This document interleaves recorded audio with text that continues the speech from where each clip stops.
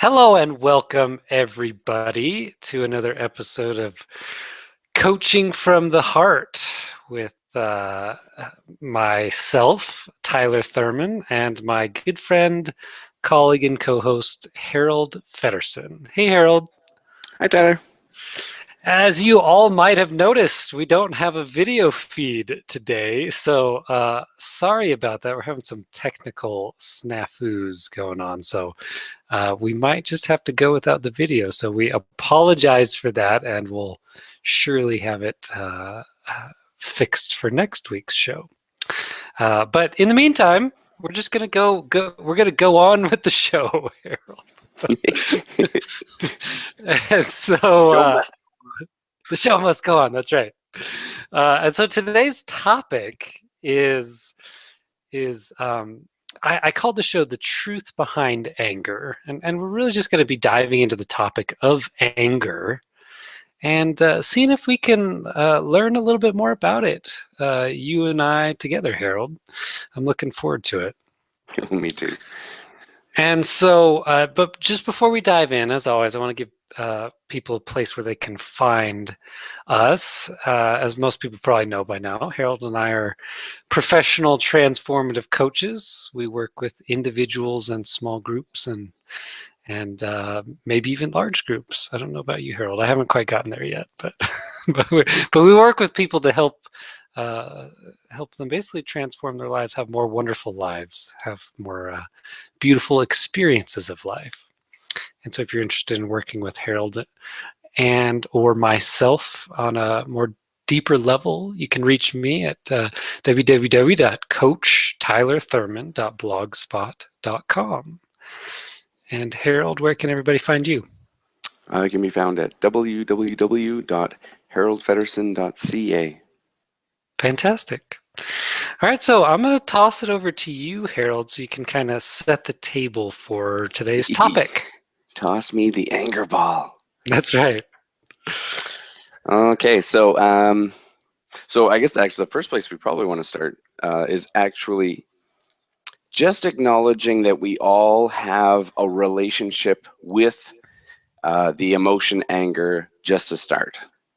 Because a lot of people are really uncomfortable with anger.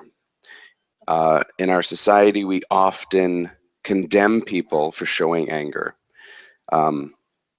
because we're uncomfortable with it, and a lot of the time we don't understand what it is that's going on. So I think it's the first thing is just to become aware of what is your relationship with anger. Like, how comfortable are you with your own anger? Because what is it? There are three options that we have with anger. We can shoot it out at another person, which often is like a yelling, or it can be physical as well. Number two, we can shove it down, where we just stuff that anger down inside of our own bodies, where it just slowly eats away at our biology. And then the third option, which is kind of never really talked about, or never was in my life until sort of, last 5 or so years, is to actually be present with your anger and release the energy of it, but in a way that brings no harm to yourself or others. I like that. Yeah, because it's we've all felt, we all like, that's what's great about anger, is we all know it. Like, we've all been angry. Right. Maybe even today, people are like, I'm so angry. But often we don't actually allow ourselves to just feel it, right? We're in some sort of, I got to get rid of it. I need to just, there's no thinking, and we just explode at someone, or I just got to shove it down. So it's good to know that anger is, I like to think of it like an energy storm. It's got a lot of juice, and that juice has got to go somewhere. Like, you got to let it sort of pass through, like, if you have a prairie landscape and then a storm comes in, it's like this big storm and it just hits. But if you allow it, it can actually just pass through the prairies, and then it's gone. So I think that's a good place to start, just to sort of lay some foundations before we get into the truth behind it. Yeah. Yeah, and in fact, I really like how you put that, Harold. And it strikes me we're so uncomfortable with it, like you said, that we even pretend we don't have it and we call it something else. Yeah. Like, I'm frustrated, Yeah. or I'm stressed, or and and just we could all own it just right here, at least on the show today, right? Yeah. Sometimes we get angry. That's okay. Yeah. That's to be angry sometimes is to be human. Um, Absolutely. and so it's almost, we're just going to give you all permission. Not that it means anything in particular. Harold and I's permission, but we're going to give it nonetheless. Just it's okay. It's okay. And although I can't remember where I heard this, but I heard somebody say, or there's a quote or something about, you know, if you're angry, or when you're angry, right? Because everyone gets angry, just hide the knives. Right? No, I don't mean that so crudely, but really just meaning we do have to be a little bit careful about the manifestations of it, because there's obvious consequences to those things. But yeah, we all get angry. It's okay.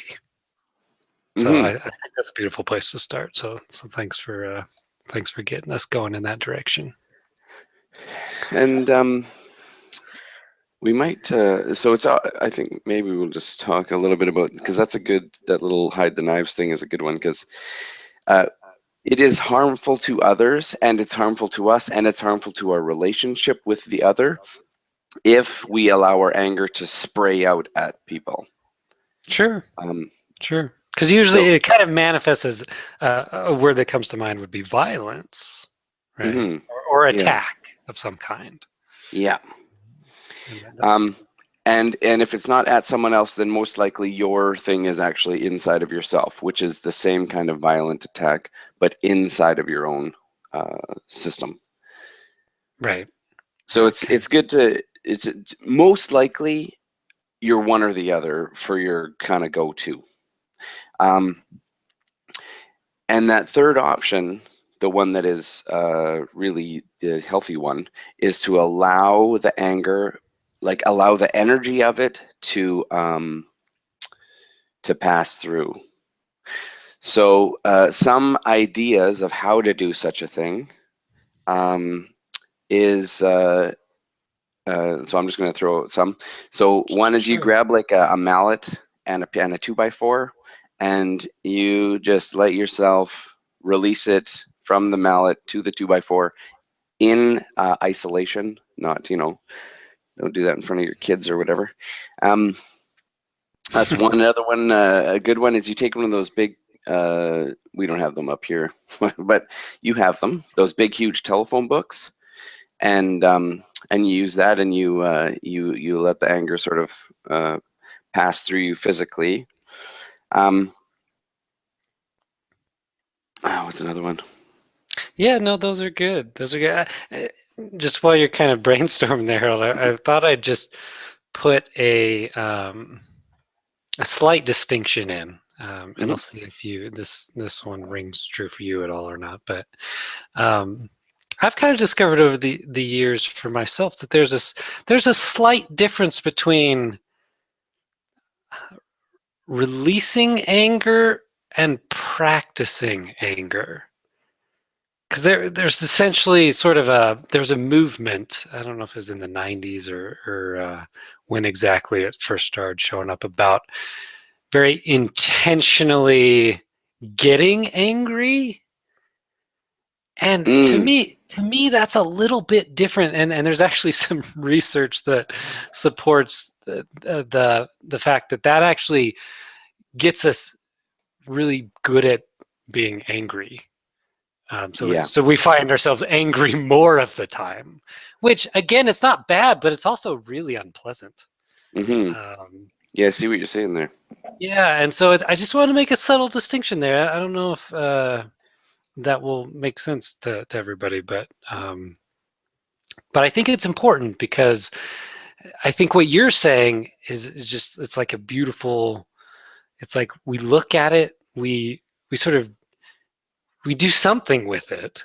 Um, Essentially, whether it's letting it go physically or letting it go energetically. I guess those are similar things, Hmm. um, but that's different to like, okay, I'm gonna get angry, so I Yeah. can get it out, So I can get right? in touch with my anger. That's different. Yeah. Yeah, and I've found that people that have done that and do that, they tend to be pretty angry people. So it's not all that helpful in my experience. Yeah, because I think what we are talking about is you're already angry. Like you're already in the anger's already upon you, Right, and right. it's like now what are you going to do with that? You know, once You you're already angry, you get it out on someone, you shove it in yourself, or this third option of releasing it intentionally with the intention of letting the anger, like letting the anger of it, the sort of the energy of it, the storm of it pass through so that you can get to what we're eventually going to talk about, which is what's underneath of it. right, right. Yeah, absolutely. Segway. You set yourself up. It was a self alley That oop. was I didn't even realize I was doing that. Okay, so are we ready to go to the next bit? Yeah, just what what's anger all about? Oh my gosh. Because I mean we sort of hinted at it with the show, right? Because Yep. saying that it's not good or bad. It just is. It's just part of being a human being. That already flies in the face of what most of our society believes, which is it is bad. And oftentimes we think that, I think, because of that manifestation of violence. Yep. We look at the form, in other words, and not what's behind the form, which is what we're going to do in the show today, starting right now, Harold. So- Yeah, 'cause in our society, we look at people who release their anger at other people, and that makes us uncomfortable, as it should, because they're right. falsely spraying us with their own stuff. Yeah, it's targeted and projected, and so Yeah, and that can be harmful to other people and their person, their bodies. yeah, and it's both spiritually and emotionally immature. Yeah, so say more about that. Okay, so um, so the more we become emotionally and spiritually mature, the more we, in a non-shameful or non-blaming way, become responsible for our experience. I love that. Okay, so that is a huge leap. I think it was either last week or the week before. You said as soon as you can see that it's in you, you are way ahead of the game. And I'm paraphrasing what you said. Yours was more eloquent, No, that was pretty good. but that's the thing. The key, though, the key is to not do it in a blaming or shaming way, because you don't like then. That's just it's more the same, but that's a different conversation. So when we are willing to say, "I am angry," uh, that's a different thing than "you make me angry." Mm, so Yeah, important. there's such a big ownership, responsibility, maturity to shifting the way we speak it. And this really reaches back to an overarching theme of our show, I think, of a lot of, if not all of our episodes, which is the victim victimizer dynamic. Yeah. Not being because responsible for your experience. yeah, to point the finger and to say, um, my anger is your fault, that is to be a victim, um, or at least to take that role on at the very least. And that's what it looks like. So yeah, it's a responsibility conversation. But responsibility, that word, I think, can sound a little off sometimes, just because Yeah. it's like, oh, it's almost like it's almost like, oh, it's I'm in control of it, um, so I'm just gonna, uh, it makes it sound like it's more conscious than it is, because Mm. like you said, usually we just sort of find ourselves in anger, and then Hmm. from there, we got to go from there. We got to, Yeah. um, and so it's yeah, I just want to really emphasize that part, that it's really important to see that anger is it's an internal game, if you will, and it's something that gets created within us, um, and that's a 100% of the time thing that we can either see or we can't see, and both are fine. They're just means you're somewhere on the spectrum there On the of spectrum, yeah.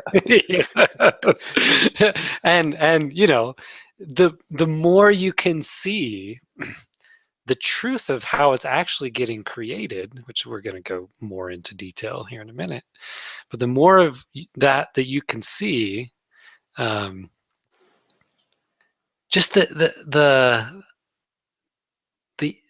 I don't know what the word, gentler is the word that's coming to mind, but usually gentle and anger don't go together very well.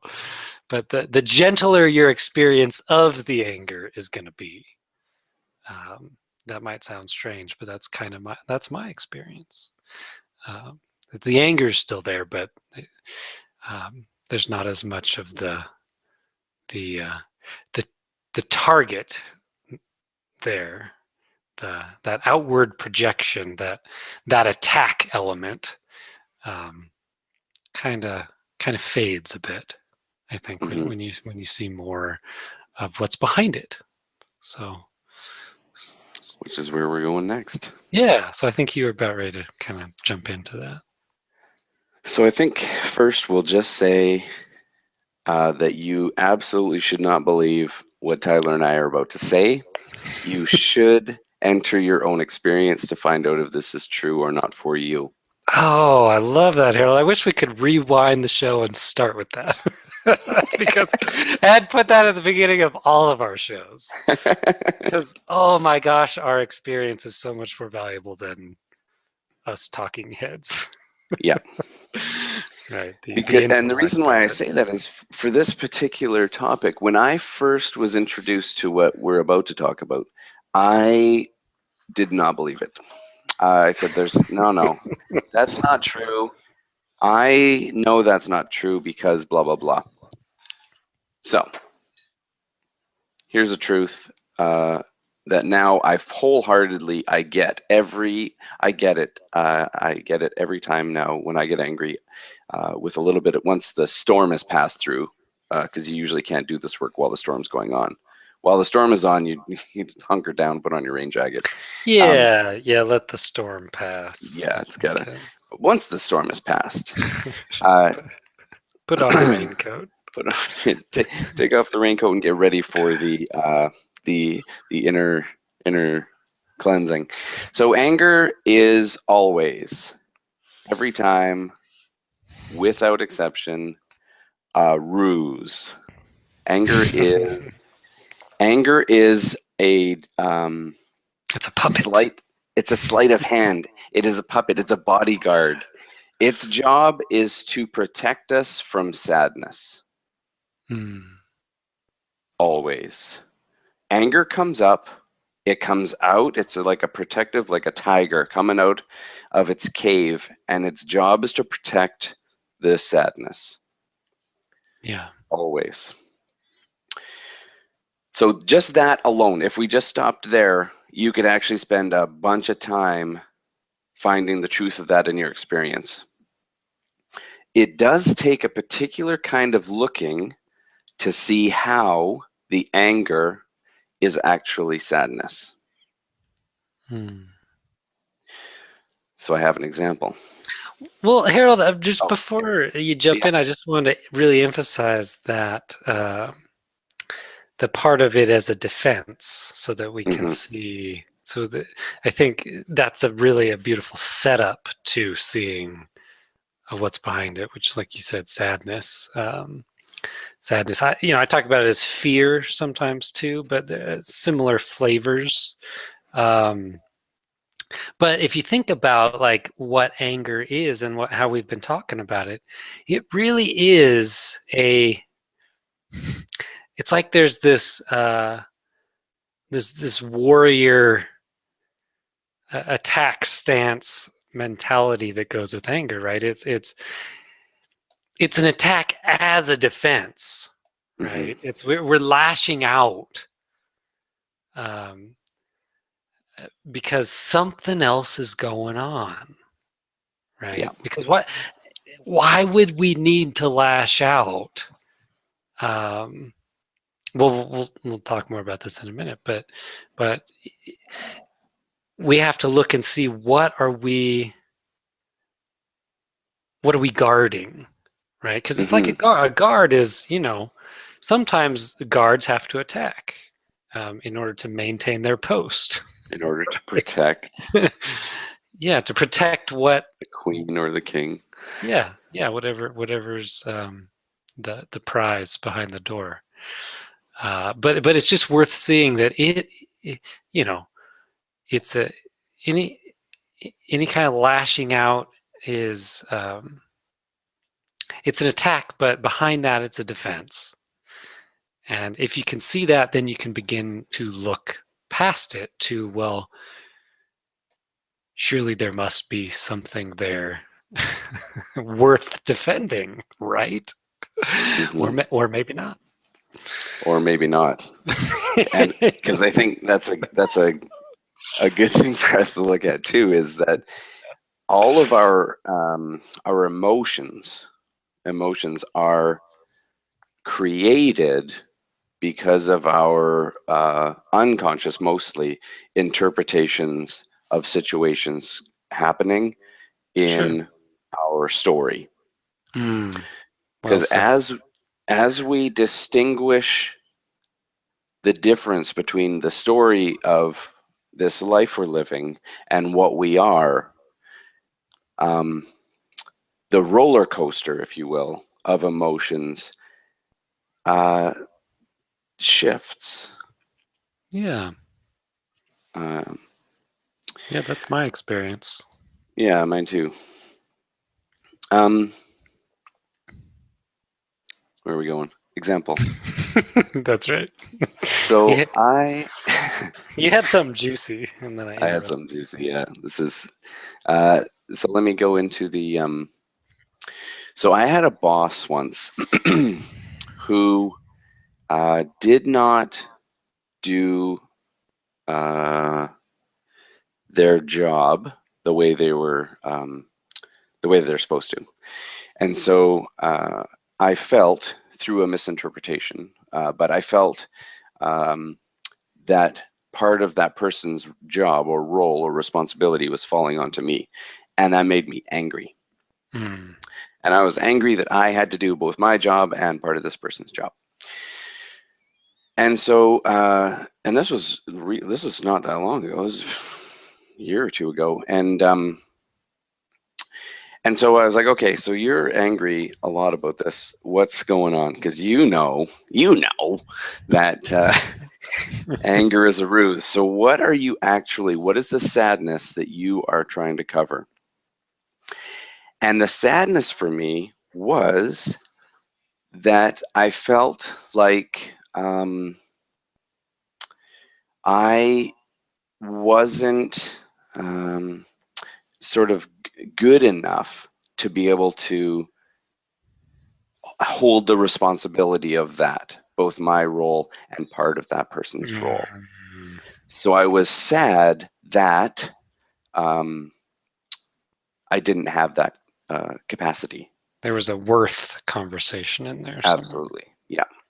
Yeah. And whenever the worthiness conversation comes up, there is sadness. It's always Uh, going on somewhere in there.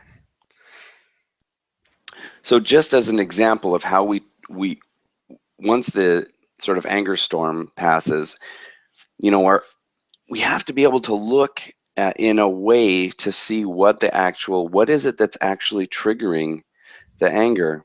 And like I said, you don't have to believe us, but my experience over years is always, always, always it's sadness. There's something that the anger is protecting us from, like you said, guarding us from a sadness, or you said fear. For me, it's always a form of sadness. Um, Yeah, and Harold, I believe when we were chatting about the topic for the show previously, you had also said something about was it sadness over a loss of love?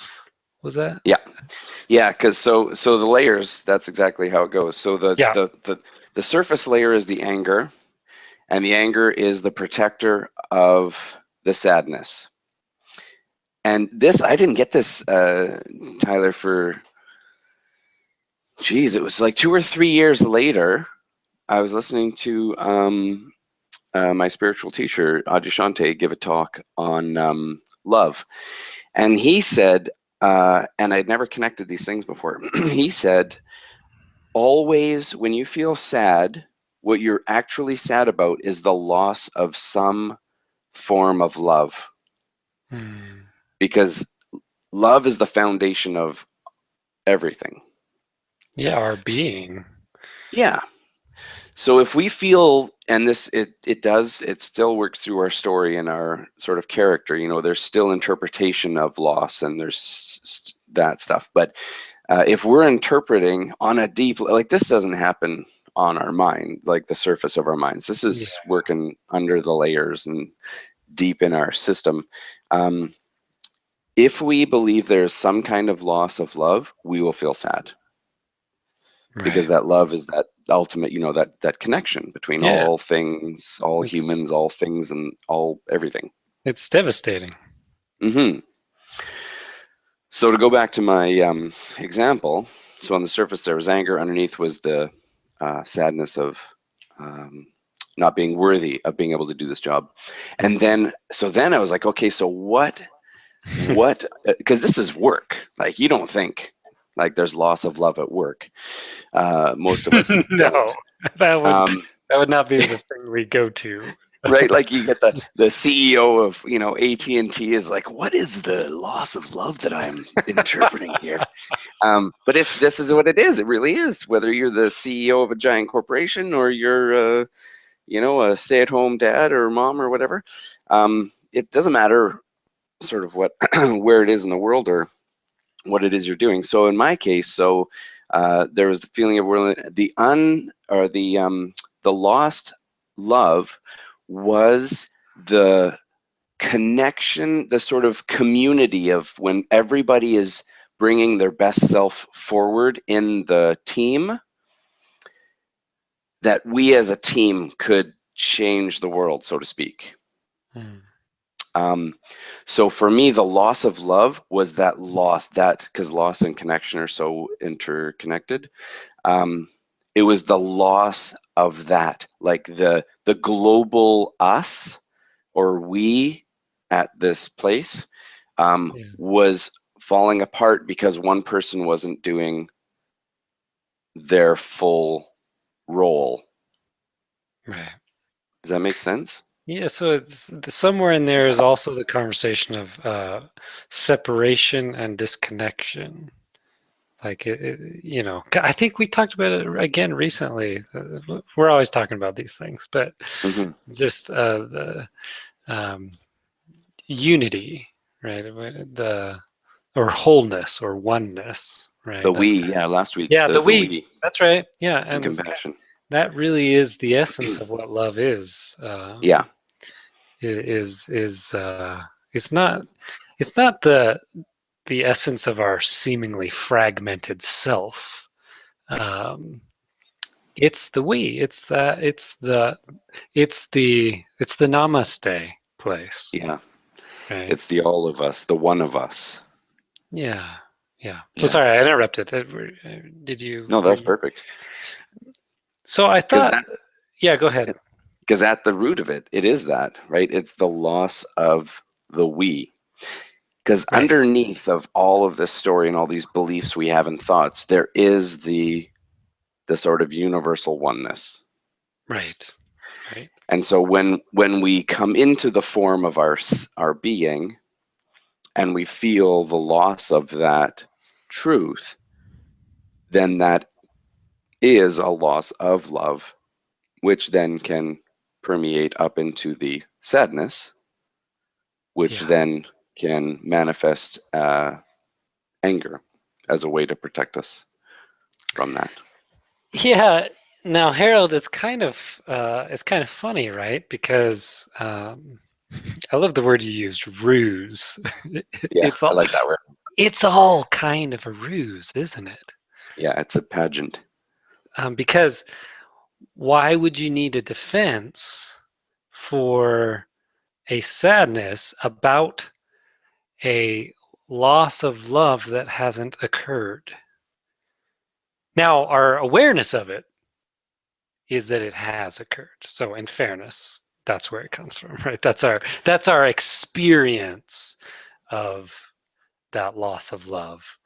But there's sort of a truth that um, we've never actually left our source, and we can sort of find our way back there in any moment. So I want to honor the experience of the loss of love, and also point to the fact that it's not true in on the sort of the biggest level, Hmm. right? So sort of our individual experience, it is true, but on an even deeper level, that unity has not gone anywhere. Um, Now that's very different than behavior, right? Because that doesn't mean that very easily could be interpreted as well. And then all of a sudden my boss started behaving in the way that I thought they should, and then I was okay, right? That's not, again, that's going back to not taking responsibility for your experience, um, and projecting it outside. But but yeah, it's all kind of made up. It's all kind of, we're not seeing something. We're not seeing that deeper truth, and it's kind of funny how it manifests like that. I don't know how it got set up like that, but it that does seem to be how it works for pretty much everybody I've ever met. Um, but uh, but there's something deeper, worth seeing about it. And by the way, you all out there might put very different words to it than Harold and I are putting to it now. Um, But there's something to be seen behind the anger, and even behind the sadness, or fear, whatever that looks like to you. And again, I think it's a beautiful place to re-establish we're not making anger wrong or bad, and certainly not sinful, right? um, you know, avoid the violence as best you can. Uh, but anger in and of itself is part of the human experience. So we're not making it wrong. We're just saying, hey, let's look at this. Let's see what's really going on behind the scenes. That's why the show is called The Truth Behind Anger. um, I yeah, think there's also the if you follow in your experience through the layers of the anger and then the sadness and then what is the lost love that is or is not happening, that is then where um, we can act, that is where the actual work is to change everything else. It's sort of like to give a visual, since We can't see each other. So if you think of a flower, the actual flower petals, the beautiful part of the flower is usually what we look at. So that is sort of the anger. The anger is what we usually see. And then the stem and the leaves are the sadness that the flower is distracting us from. But at the root of it, underneath of the soil, are all the roots of this flower. So even though we look at the flower, the source of the flower is the roots.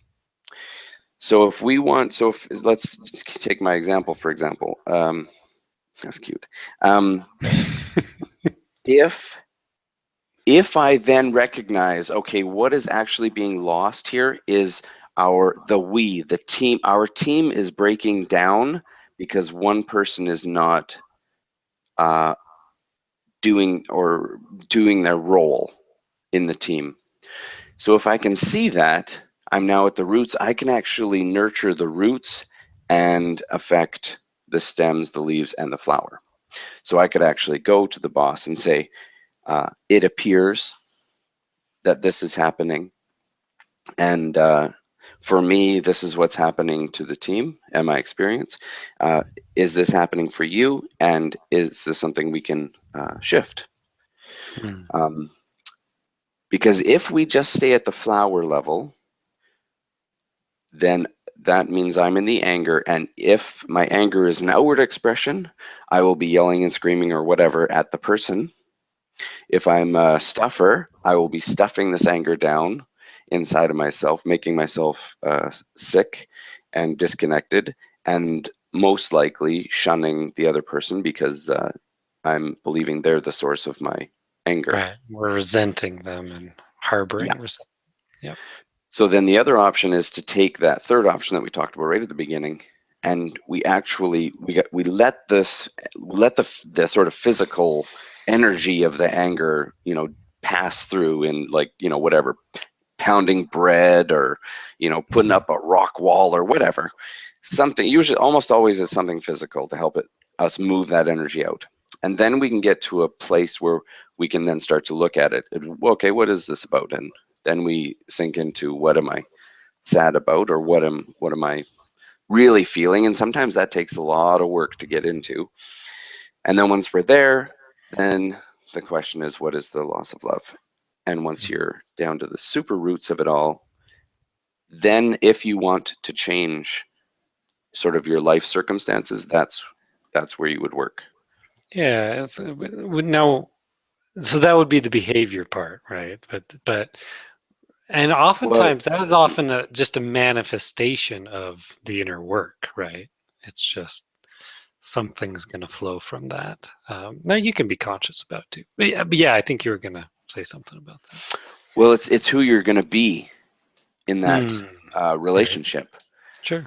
Because anger only exists in relationship, right? There has to be two things interacting in order for there to be anger. Whether it's two things within yourself, or you and another person, or another thing.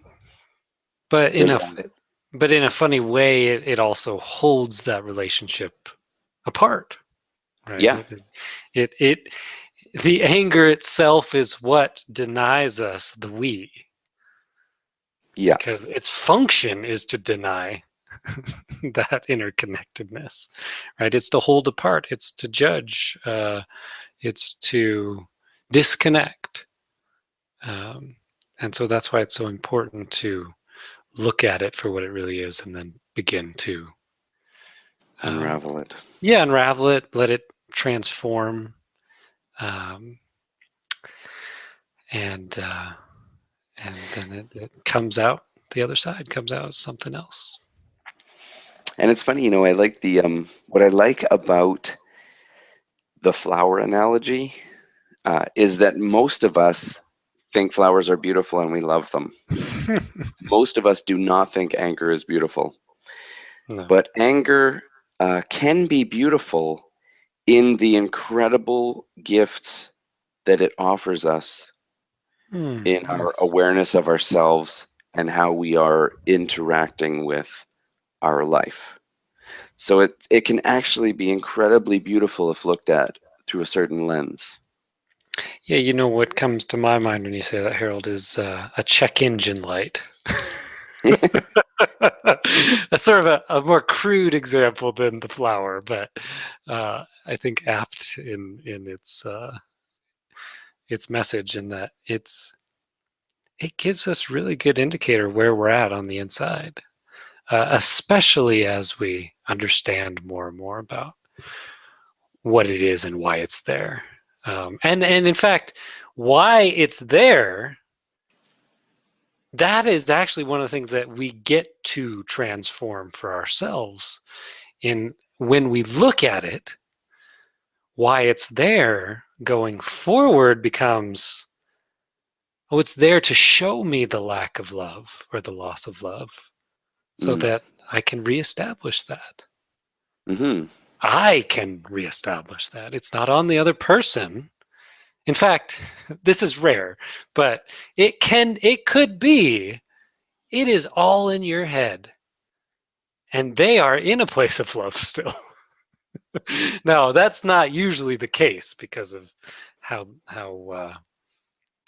how pervasive our lack of understanding of anger and other people's behavior, and just being victims is. Um, but it's possible for us to be the only ones experiencing a loss of love.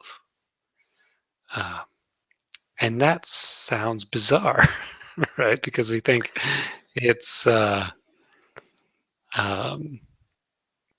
it's got to be, because really, it kind of goes to, there's sort of four people in every relationship, right? There's you, there's the other person, there's the version of you, the version of them in your head, and the version of you in their head. Um, and I've seen people do this, right? I've seen people just make up an entire story about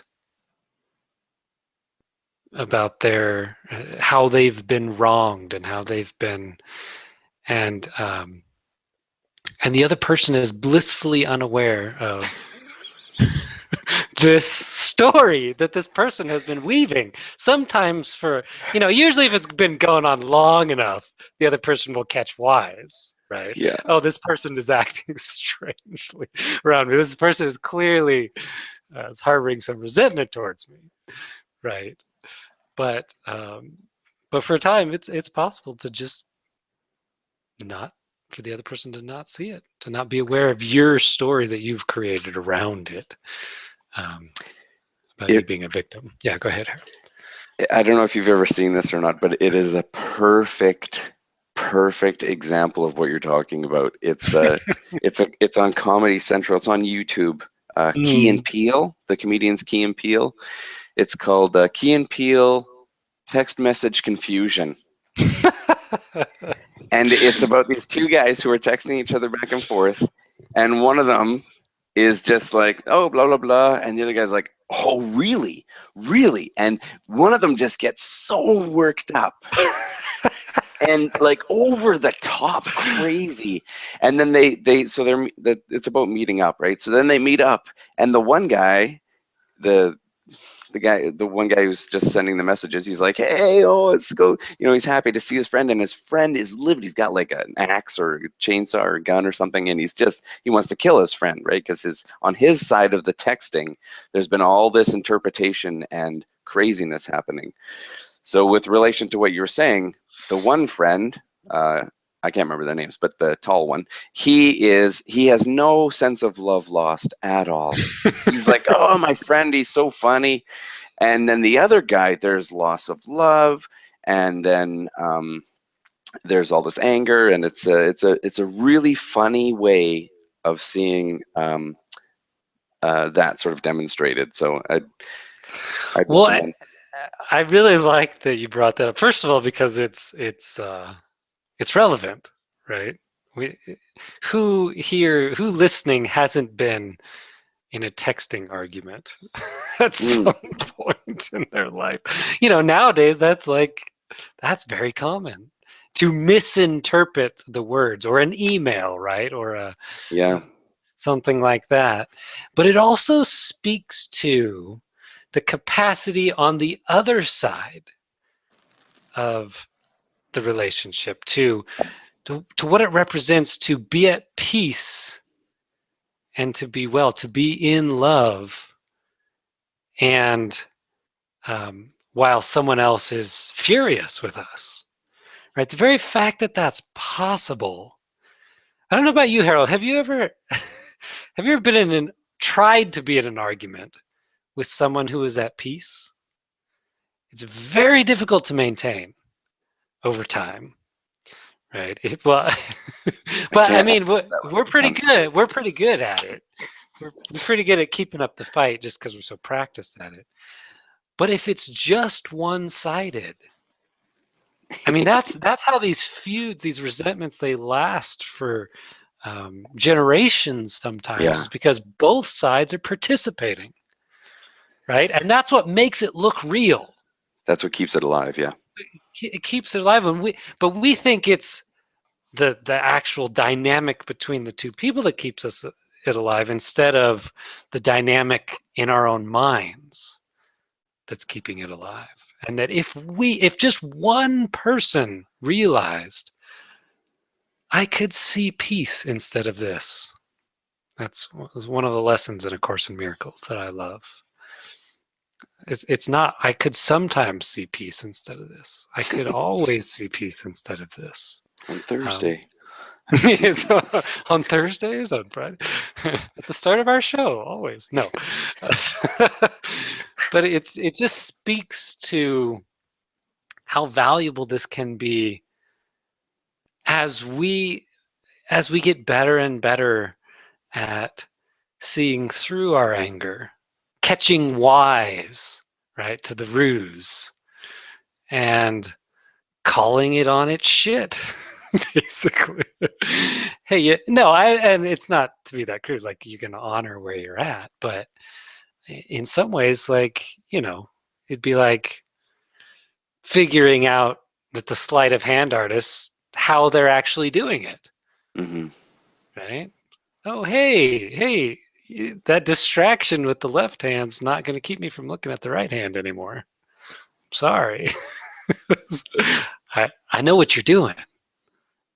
It's a trick that we can catch wise to. We can see the deeper truth, and we will be at peace. We will be in love with life, with God, more and more and more. And um, there's that funny saying that's more and more people are familiar with these days, but it only takes one to tango. Right? That sounds weird, but from the perspective of relationships and the mind,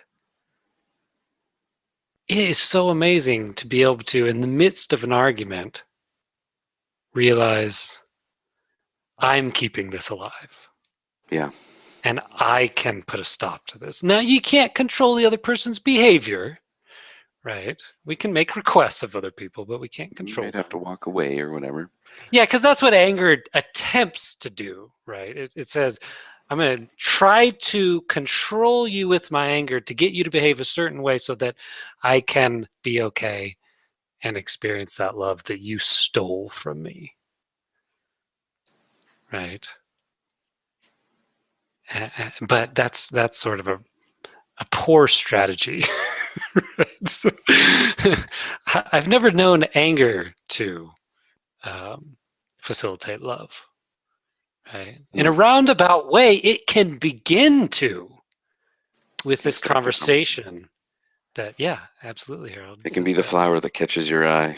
Yeah, it's okay. Something's going on here, and as I have a facility more for my experience of life and my responsibility for my experience of life, I could see, oh, let me look within first and see what's going on. A cool visual that I like for what you were saying there about how when you're in that uh, sort of anger or fight with another person, Hmm. how you can just stop it is if you think of it like a fire, both if both people keep feeding the fire can grow and can stay alive. If one person stops feeding the fire, it creates a gap and then allows the possibility for that fire to stop burning. Hmm. So we can stop our part of the feeding of Right. that fire. Yeah, the fuel, if you will. Hmm.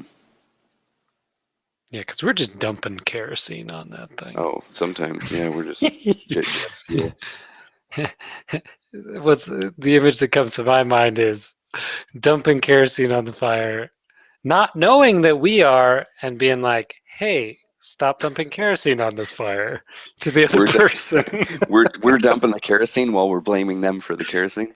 Exactly. Yeah. Exactly. And in fairness, usually both parties are dumping kerosene, and neither party is taking responsibility. No, they're pointing the But finger at the other person while their all one arm is on the jerry can. but all we have is us. Like, we can't go into their mind and say, "Hey, let's look at this anger." In fairness, you can have that. You can try to have that conversation with that person. Hopefully, after things have settled down.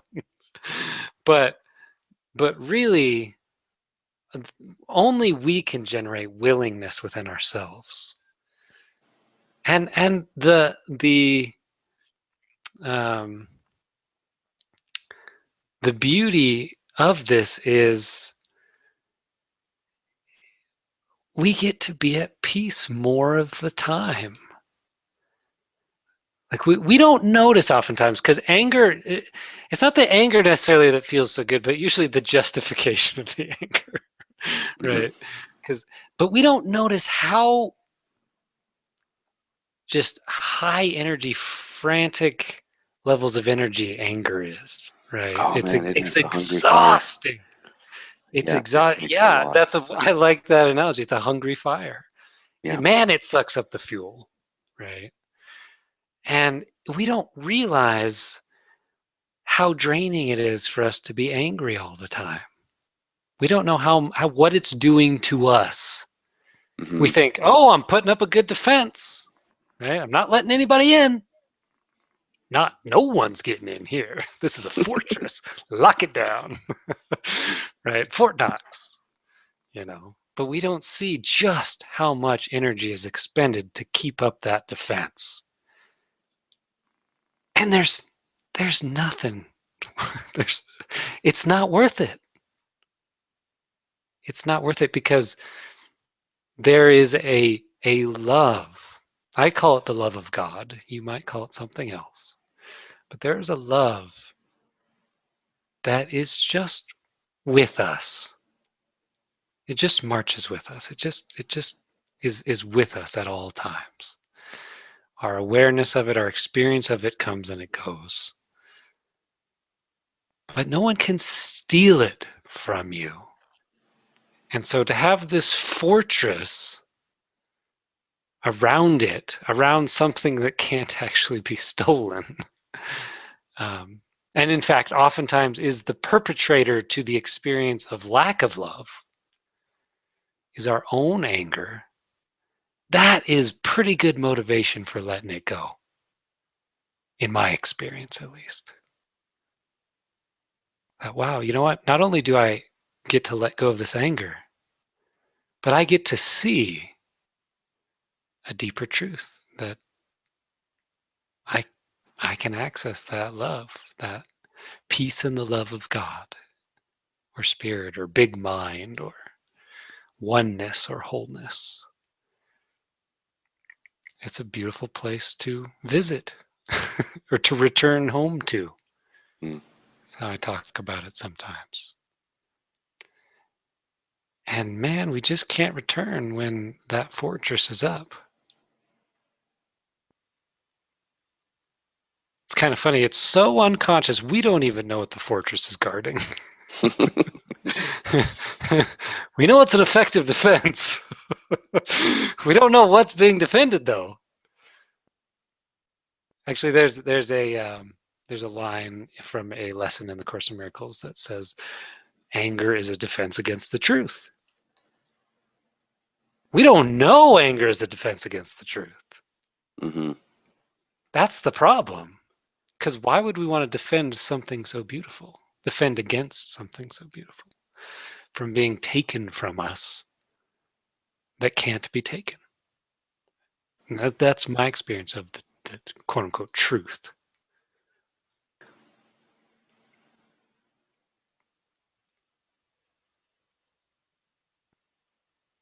What do you think, Harold? I think this show passed very quickly for me. It did, yeah. This is one of my favorite topics because it is so universal and common and almost always completely avoided. Yeah. Because of the very first thing we talked about, which is your relationship to anger. Yeah. Yeah. So if you're watching or I guess listening to this show, and you tell yourself, "I'm not angry. I just get frustrated sometimes," or I just get a little bit pissed off. It's okay. You get angry. And Let's have the conversation. Let's have the conversation. and it really is. This is such a portal to transformation. This particular conversation, Yeah. because it involves all aspects. It involves, our physical being. It involves our emotions. It involves our belief structures, the way we think, who we're being, and ultimately what we are. It really is it's such a good um, offering or entrance or doorway into sort of the whole kit and caboodle, if Yeah. you will. Yeah, and that's what anger has to offer us. Right? That's what it can become for us. Right? When you talk about our relationship to anger, Mm. anger is going to be part of life here. In fairness, it can actually become less and less part of life here. Um, but it's going to be part of life. And so long as it's part of life, why not have it be a gateway for you to a return to love, to a return to peace, to a return to that beautiful place within? And you'll find some pretty amazing things can happen from that place, you know, as far as manifestations in the world, right? The conversations we're able to have from that place, the relationships we're able to have. Imagine being in a relationship where you're pretty darn consistent at not blaming your partner for your anger. It would transform It, everything. that's the only word I can think of, Mm. transformation. It's beautiful. So thanks for taking this journey with us. And any parting shots, Harold? We're coming up to the end.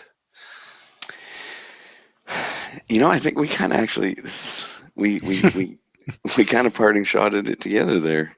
Yeah, fantastic. It really is, and this is one, this is a good one to. You can do everything on your own if you want, but this is a good one. This is a good one to utilize the power of coaching for. Absolutely. Yeah. Yeah. Have this conversation with somebody who can point you in the right direction. Yeah, because sometimes it's difficult. It's really really hard for me anyway at the start of it all Yeah. to be able to distinguish, even just going from the anger to the sadness, that um, I need a lot of support with that. And that is a great segue, Harold, I think, because you and I are both coaches. Mm-hmm. And if any of you want to dive deeper into your self-discovery of anger and what's behind it, um, we work with people in that way, Harold and I both. So you can find me. Just reach out to me at www.coachtylerthurman.blogspot.com. You can find my email, my office phone number there. And Harold, how about you? You can find me at www.haroldfeddersen.ca.